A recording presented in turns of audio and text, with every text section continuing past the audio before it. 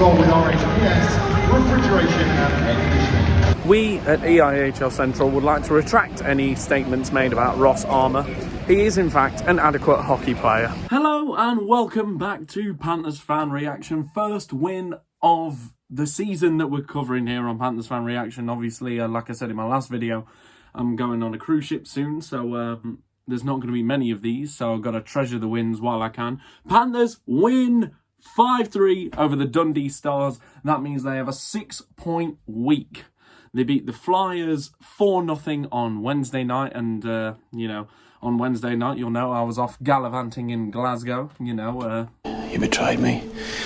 But, so they won 4-0 in Fife on Wednesday. Last night they won in Dundee 5-2, and tonight they beat Dundee 5-3 at home. So let's talk about the game. Chase Pearson's out with an injury. You're always going to notice when Pearson's out the lineup. I remember last game I watched him, he was fantastic. I thought he was one of our best players without a doubt. A lot to prove tonight from Jason Grande. I've been saying a lot recently, not on the channel, obviously, because I've not been doing these kind of videos, but the Panthers need a lot more out of Grande. Kevin Carr is really making a name for taking that #1 starting job. However, I don't... Grande is going to get better throughout the season. Well, hopefully. But Grande is going to get better throughout the season, and it was always ever going to be a 1A and a 1B situation. It's not like we're going to play Grande for 50 games of the season and Carr for 10 games of the season. So it was always going to be a 1A and 1B kind of thing. But they're working well as a tandem so far because we've got 6 points out of a possible 6 this week in the league. First period then. Panthers really were the more dominant team in the first period. I think you can just look at the stats alone. You didn't even need to watch the game and you know that they were the more dominant team. They outshot the Stars 20-5. 20-5, and they only led 1-0 after the first period. First goal of the game. Don't know who laid up the pass to him, but Matt Spencer with an absolute cannon from the blue line. I did wonder if it was tipped in by Alfaro, who stood in front of the net, I think. But no, it's an absolute blast from the blue line from Matt Spencer. A much-needed goal for him. I don't know if that's his first goal of the season, but always good to see your defenseman get on the board. And Speno gets it up 1-0. And my first issue, really, with the game, if you're out shooting the Dundee Stars 20-5, you shouldn't be leading just 1-0. You should really be up either 2 or 3-0.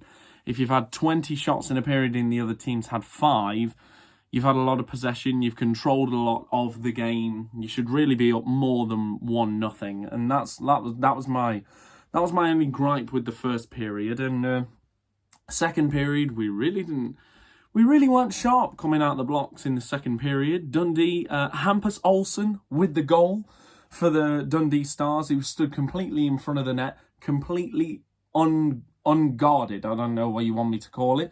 He was completely left alone, wide open, right in front of Grande. There's not much you can ask for Grande. There was 2 men, I think, for the Panthers who completely lost who they were supposed to mark on the play. And it ends up with Olsen in front, just tips it in, and it's 1-1. The Stars tie the game. Just cover your guys, obviously. Cover your men.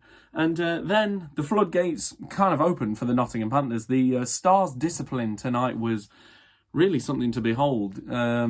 You'd expect that level of, or that lack of discipline from a team like a Cardiff or a Manchester, but as far as I'm aware, Dundee don't have that many like fighters or hitters or guys that often take penalties. But yeah, the discipline was really not good tonight from Dundee. But the second goal, I can't even remember who threw the puck on net, but it's tipped in, and it's Ross Armour, ladies and gents. And Ross Armour, in the car on the way there, I was saying how Ross Armour was, without a doubt, the weakest import on the team, and that if anyone was going to get kicked off, it was probably going to be Ross Armour. Like, I know stats don't mean everything, and I know that, points aren't everything. They show a little bit, they don't show everything. But even on highlights, he's not really shown me anything, and I know Flash Scores has that new rating system now. I'm kind of...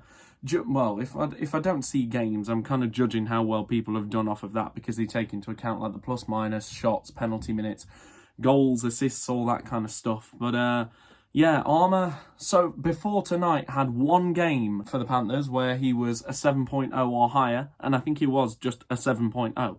So he's a guy that's really struggled out of the gate for the Panthers. But a lovely tip in front and, well, much neat. You can see, I think whoever jumped on him straight away, like all the guys just jumped on him straight away, as basically to say, he's got the monkey off the back. You know, you look at the points he put up last year with the Savannah Ghost Pirates, I believe. He was putting up like 32 points in 36 games, so he was near a point a game last year in the ECHL. So you kind of want more production out of him. Third goal, absolute chaos in front of the net. The one shot gets stopped by Fisk. The rebound gets stopped by Fisk. It comes out to Nolan Vulcan, who fires home into the net as Fisk, I believe, was facing the other way. Jarrett Fisk didn't actually have a bad game. He stopped 19 of 20 shots in the first period. And we were heavily out shooting Dundee all night long. And he still kind of kept them in it. Like, not kept them in it, but like it could have been like worse. It could have been 7 or 8 or 9 or something like that. But Jarrett Fisk, I mean, you can hang your hat on Dundee fans, the fact that Jarrett Fisk did have a good game tonight. He's a decent goalie. So, yeah. But a mad scramble and it pops out to Nolan Vulcan, Kano himself, and he pots it in for a much-needed goal for him as well. You know, kind of struggled with the points, similarly to Ross Armour, but you expect the points to come more to Ross Armour than Nolan Vulcan. Vulcan was signed to be like, I don't know, like if you remember this far back, a Sean Richards kind of player. I don't know, that kind of young winger who has got a bit of speed, can throw hits and not really light up the score sheet loads. But I want Nolan Vulcan to hit people more and I want him to fight. I genuinely think he could turn into a more skilled version of Riley Brandt, which is something the Panthers desperately need, by the way. I'll get onto that later. But Nolan Vulcan can really evolve his game and I can see what he could be and what he is. I would love him to start being more aggressive, you know, beating guys up. I think the Panthers would really need someone like that. Fourth goal, and would you believe it, it's the guy I've been trashing all the way to the game. Mitch Fossier, not the guy, but Mitch Fossier throws a gorgeous pass to the front of the net and it is tipped in by no one other than Ross Armour for his second of the game. And he was one of the best Panthers players tonight. He probably was the best. Did he get man of the match? I can't even remember. But he had the highest score on Flash Score. He had an 8.1. But Ross Armour tips home the shot. Seems like he was in the right places tonight, which, you know, it's nice to have some luck. And it's nice to find yourself in the right places, especially when you've struggled like early in the season. But yeah, credit to Ross Armour. He's going to the net, gets behind the defence and tips in the pass from Mitch Fossier. It's 4-1. And there was even a little, I don't even want to call it a fight, but they were given 2 for roughing and 2 for delaying the game. So I think that's the most you can give someone without calling it fighting. But Craig Moore cross-checks Brendan Harris into the boards. It was an awful hit, rightfully so. Moore got penalised for the cross-check. And of all people, Brian Lemos jumps in, of all people. Not a guy like Vulcan, not a guy like Hildeman or Tetlow or Garat. Of all people, it's Brian Lemos. And like I said, it wasn't really a fight, more of a wrestling match. But it's better than nothing. You don't expect to see a fight going into a Panthers and a Stars game. But Brian Lemos, I mean, fair play to him for, you know, dropping the gloves and trying to get something going. We'll come back to it later. The Panthers need physicality. Oh, my God. But yeah, Brian Lemos, fair play to him. Fair play to the kid. Moving on to the third period. So the next goal would have been 5-1. This goal, oh my God, this goal summarised why Alfaro is my favourite player. Oh, yes, Alfie was my favourite player last year. He's still my favourite player this year. I haven't seen anyone that's better than Alfaro. He's only 3 games back and he's starting to look like the Alfaro we saw last season. Finally got his first point of the season in his third game. I think it was a power play goal. It probably was. There were so many. But someone plays it to Alfaro at the corner. Alfaro literally does a whoop, whoop, and passes it along. And Brian Lemos is there at the back door and he does a nice little celebration right in front of where we were sitting. We were sitting just a few rows up from there. But it was literally like, I'm going to have to stand on my bed for this. Like literally, Alfaro did the whip, whip. He was like he received the puck and he was like, that's a man who's nearly a point a game in ECHL stats. He was like, I see you, Lemmy. He was like, doop, doop, doop. Easy. Yeah, Brian, sorry. Brian Lemos, 5-1 Panthers, and is pretty much plain sailing. you think. All of a sudden, so the Stars, they pressed. They got a power play, just their one power play of the night. Matt Marcineau with a really stupid hooking penalty. No, it was hooking. A really stupid hooking penalty. And they make it count. They throw a puck on net. And Hampus Olsen is there in front again. I don't know if it was credited to him or not, but he was there in front. And if it was his goal, then fantastic. 2 goals on the night for Hampus Olsen. But I'm not sure if it was actually given to someone else. But it was just deflected in front. And you can't ask your goalie to do too much in deflections. But, you know, it was Dundee's one power play. And the penalty kill hadn't been tested because he hadn't been on. And Dundee weren't anything special tonight. They weren't like a threatening presence. So you can kind of give that one going in. The next one, unacceptable. The Panthers are on the power play. Someone gives it away at the blue line. Cooper Zek is back. Cooper Zek is the lone defenseman back. And the Dundee Stars have a 2-on-1 the other way, short-handed.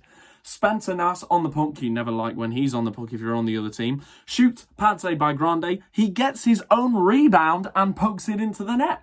Cooper Zek is like just drifting out to this side. So look, he's watching the play. Cooper Zek's just like shuffling out here. Don't get me wrong, Cooper Zek is... Oh, sorry, the door's closing. Don't get me wrong, Cooper Zek is a fantastic offensive defenseman. Not great in his own end, but you can work on it as the season goes on. But what do you want Grande to do on those two, on that goal especially? The team's leaving him out to dry. But yeah, so now shooting, somehow gets his own rebound on a short-handed 2-on-1. Genuinely, for a fleeting moment, I was like, there's 6 minutes to go. It's not impossible to score 2 goals in 6 minutes. That's how this team has like affected me. Because I'm looking at a 5-3 scoreline and thinking they're going to blow it and lose it in overtime. Or maybe regulation. That's what the Panthers have done to me. So Spencer Nass makes it 5-3 and all of a sudden, you know, the Panthers are playing awful. Those last 10 minutes, they were awful. But they hang on for the win. And you can't complain. They got a 5-3 win. So, and it's a 6-point week as well. They've had 3 games this week. They've done a lot of travelling. You've got to take the positives. You know, it's a 6-point week, 3 wins out of 3. They're all in the league as well, which is fantastic.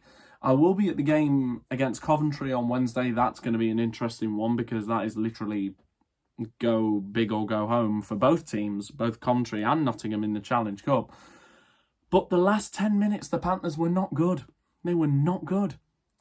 And I'm starting to think that this year's team, one of their main issues is closing out games, especially at home. The one game I saw earlier in the year, we had a 3-1 lead in the second. We ended up losing the game to Cardiff 6-3. We almost blew a lead to Guildford, but hung on to win 6-5. So I think this year's team is closing out leads is going to be it's something they're going to have to work on, and that is not a quality that you want to be bleeding into the rest of the season. So, like I said in the previous one, I hope it's just something that is just at the start of the year, they're figuring it out, but you don't want it to keep going for the rest of the season, especially when you're playing teams like Dundee, where if you're playing a team like, I don't know, a tougher team like Cardiff or Sheffield, they are not going to be as forgiving, and they are going to capitalise on the mistakes you make in the last 10 minutes of the game. Hence the game we saw earlier in the year where we lost 6-3 to Cardiff. Final thought before I go. The Panthers need physicality. The Dundee are not a physical team. We saw it though in Cardiff. Cardiff bring the forecheck and the Panthers do not have much of a response. Like, they just need something I'm not saying they need a Gagnon who goes out and fights every game, because they don't need that. They just need sandpaper. They just need a bit of sandpaper. They need guys like Vulcan. They need guys like Alfaro to beat guys up, Hildeman to be physical, to not let them walk in, basically. Just a little bit of pushback, a little bit of face washing after the whistle, something like that. They just need physicality. If you look at all the teams that are looking to do well this year, they've all got those sandpaper guys. Like Sheffield as much as I hate to say it, because Sheffield thinks he's a fighter and an enforcer, Robert Dowd. They've also got guys like Kevin Tansey, who will fight, not very much, and he's not a great fighter to say he's the size he is, but he'll still fight occasionally. The Devils have literally the Hanson brothers. The Storm have guys like Lauren Hewlett. Fife have Svensson and Hunt. There's guys around the league that are sandpaper, and you know exactly what you're going to get when you play against those guys, and it's not easy to play against. So I want the Panthers to not be easy to play against. That's the most you can wish for. Like, look at the Florida Panthers in the NHL, the back-to-back Stanley Cup champions, how much people hate playing against them because they're so tough to play against. They're grit, sandpaper, they're mean, they're nasty, but it's worked for them. For the last 2 years, it's worked for them. So I would just like to see something like that come to the Panthers. We'll see, anyway. But I don't know if there's anything else for me to say. Otto returned tonight. You know, thank you so much to that man. Him, Hugo Waugh, and Didrik Henbrandt were the 3 imports that stayed after the AJ season and won the playoffs the following year. So Otto got an amazing reception at the start of the game. Nothing like what Kontos or Nielsen got. But Otto had a fantastic reception. He was loved by the fan base. He still is loved by the fan base. I think a lot of the fan base would have wanted him back for this season. But all the best to him in Dundee. I really hope he finds his game again. I really hope, because he's a great player when he's on his game, and he's an even better person. So yeah, great to see Otto back in the Motorpoint Arena. I can't really think of much else, to be fair. Yeah, Panthers need more out of Grande still, but to be fair, look at what the team did in front of him on the 3rd goal, and you'll see where some of those problems have maybe come from.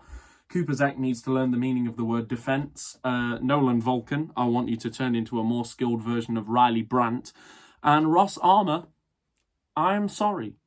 But no, just a good game. A terrifying 10 minutes at the end, but you know, that's something the team can learn from. That's something they can grow out of. So, yeah, not a bad game all round. And like I said, I've not got many of these, so we've got to take the positives where we can. So, yeah, Panthers win 5-3 against the Dundee Stars. Thank you very much for watching. And thank you to everyone who's been liking and commenting and subscribing. The channel's just gone crazy. I mean, we've passed over 1,000 subscribers. We've passed over 1,100 subscribers.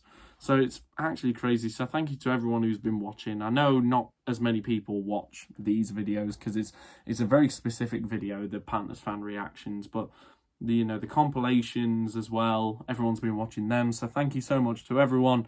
It really does mean a lot. This has always been a passion project for me, this channel. So I'm not looking to be this world-famous YouTuber. I just want to be someone who is passionate about British ice hockey. I've been watching it for 16 years, so there's obviously something about it that appeals to me. But thank you very much for watching this one. We've reached 19 minutes now, it says on my camera, so we need to wrap up. Thank you very much. Panthers, 6 points out of 6. Can't ask for much more than that. So I will see you after the game on Wednesday. Bye-bye.